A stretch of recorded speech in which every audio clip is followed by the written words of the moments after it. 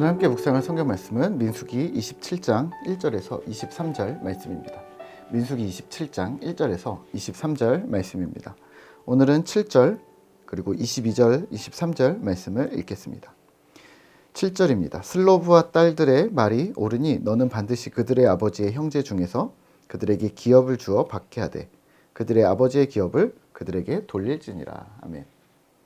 22절과 23절입니다. 모세가 여호와께서 자기에게 명령하신 대로 하여 여호수아를 데려다가 제사장 엘르아살과 온 회중 앞에 세우고 그에게 안수하여 위탁하되 여호와께서 모세에게 명령하신 대로 하였더라.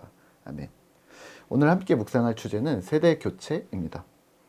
오늘 민수기 27장은 우리가 쉽게 읽어버렸을 부분인데요. 사실은 이 슬로브앗의 딸이 등장하는 이야기는 민수기 구조에서 핵심적인 위치를 차지한다고 합니다. 또 새로운 세대를 이야기하는 이스라엘 민족 내에 대대적인 지각 변동이 있는 본문이라고 말하고 있습니다. 염두에 두실 부분은요. 아직 가나안 땅에 들어가지 않은 상태, 그리고 또 전쟁도 아직 시작하지 않았고 또 전력을 정비하고 인구를 계수했을 뿐이라는 것, 그리고 모세도 아직 죽지 않았는데 모세는 가나안 땅으로 들어가지 못하고 남겨진다는 사실, 그리고 또 하나만 더 이 정복 전쟁이 단기간에 끝나지 않았다는 것을 기억하시고 묵상하시면 좋을 듯 합니다. 본문 27장에서는요. 슬로브앗의 딸들이 모세에게 나와 기업, 유산을 받을 권리를 말합니다. 우리는 아들이 없고 딸만 있는데 우리에게도 정당한 기업을 달라고 요청합니다. 4절입니다. 어찌하여 아들이 없다고 우리 아버지의 이름이 그의 종족 중에서 삭제되리이까? 우리 아버지의 형제 중에서 우리에게 기업을 주소서 하매. 아멘. 남자 중심의 문화 속에서 기업을 받지 못할 것을 염려한 딸들이 당당하게 요청합니다. 그리고 하나님은 이에 대해 맞다고 인정해 주십니다. 7절에서 11절입니다. 슬로브앗 딸들의 말이 옳으니 너는 반드시 그들의 아버지의 형제 중에서 그들에게 기업을 주어 받게 하되 그들의 아버지의 기업을 그들에게 돌릴지니라. 아들이 없으면 딸에게 기업을 주어야 하고 딸이 없으면 아비의 형제들에게 주고 또 형제도 없으면 아버지의 형제들에게 또 친족들에게 주라고 규정을 정해 주십니다. 별일 아닌 듯하지만 사실 이런 판결이 지금까지 없었던 고대 시대라는 거, 우리가 역사에서 배웠던 함무라비 법전, 청동기 시대, 그때쯤의 사건이라는 것을 생각하면 매우 중대하고 아주 선진적인 일입니다. 앞으로 이스라엘 내에 이런 법칙이 규율이 되는 것이죠. 사실 이 법칙이 얼마나 잘 지켜졌는가는 잘 모르겠습니다. 하지만 남성 중심의 사회에서 여성도 유산 상속을 인정했다는 것, 또 형제들에 대해, 또 가문의 존속과 보존에 대해 하나님께서도 긍정적으로 보셨다는 것을 기억하시면 좋을 듯합니다. 이 사건이 여기서 중요한 기점이 되는 것은 이제 가나안으로 들어가는 이스라엘 2세대는 과거 부모 세대인 1세대의 관습과는 전혀 다른 구조로 성립될 것임을 암시하는 것이죠. 약속의 땅에는 특별한 경험을 가진 광야, 만나, 메추라기, 성막 이러한 새로운 사고방식, 평등이라는 사고방식을 가진 새로운 세대가 주인이 될 것을 암시하는 것입니다. 또 하나 살펴볼 내용은 모세의 죽음입니다. 모세의 죽음은 큰 사건이었습니다. 지도자가 바뀌는 엄청난 사건인 거죠. 사실 지금 가나안 입성을 지도자 모세 아닌 다른 지도자를 누구도 상상하지 않았을 겁니다. 모세는 그만큼 독보적인 존재였던 거죠. 하나님도 모세를 제사장들보다 그 누구보다도 더 앞세울 것이라고 하셨고 백성들 역시 모세를 완전한 지도자로 생각했습니다. 10가지 재앙부터 출애굽, 모든 여정까지의 역사의 산 증인이었으니까 말입니다. 하지만 근데 오늘 청천벽력 같은 소식을 듣습니다. 12절과 13절입니다. 여호와께서 모세에게 이르시되 너는 이 아바림 산에 올라가서 내가 이스라엘 자손에게 준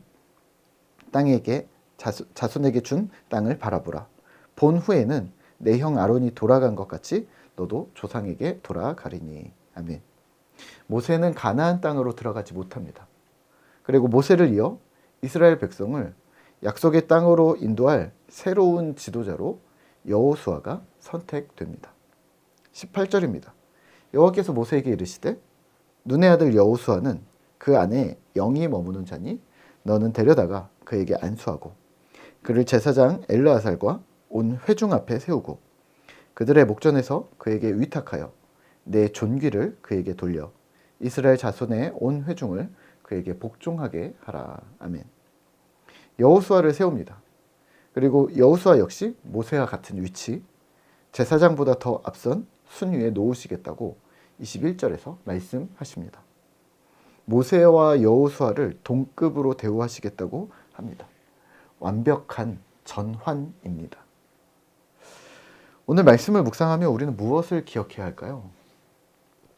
완벽한 세대 교체입니다.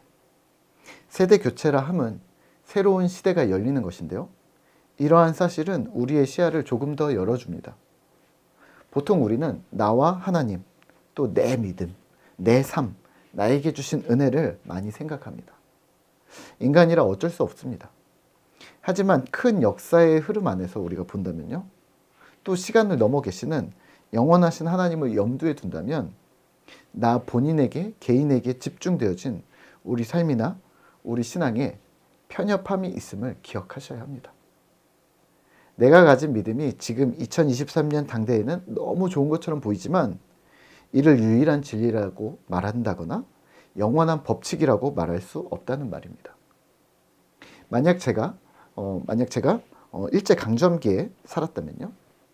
혹은 100년 후에 자동차가 날아다니고 아침에 지하철을 타면 오후에 달에 착륙해서 저녁을 먹을 수 있게 되는 그런 시대에 살고 있다면요. 예수 그리스도 외에는 많은 것들이 바뀌어져야 할 수도 있습니다. 그 시대에는 그 시대 사람들이, 그 시대를 살아가는 사람들이 책임진다는 말이 있습니다. 1800년대를 살았던 사람들은 그 1800년대를 담당했었고 2023년을 살아가는 사람들은 2023년을 담당해야 한다는 말입니다. 이 말은 유한한 인간인 나는 100년 후를 책임질 수 없다는 말이기도 하고요. 또 이 말은 각 시대마다 스스로 깨어 시대 정신을 가지고 신앙으로 삶을 책임져야 한다는 말이기도 합니다. 그렇다면 오늘 우리가 할 일은 분명합니다.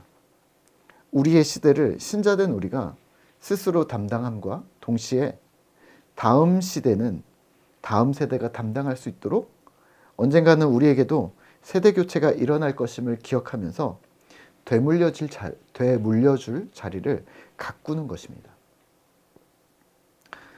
렌트를 많이 하는 요즘은 이런 개념이 많이 사라졌지만 소중한 것을 되물려야 한다고 생각하면 어떨까요?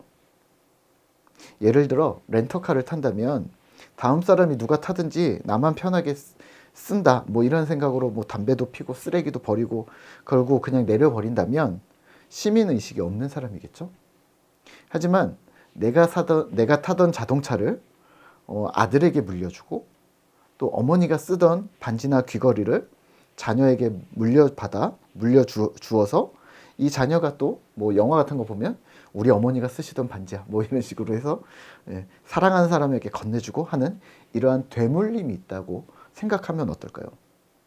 이런 작은 일들을 통해 가문의 세대 교체가 자연스럽게 일어나는 것처럼 오늘 개인주의 신앙이 가득해진 이 땅에 교회 공동체에서 교회 공동체의 세대 교체가 일어나고 그 주기가 너무 길지 않게 적절한 시기에 자리매김을 바꾸어 주면서 공동체가 살아있고 생기 있도록 만들어주는 것.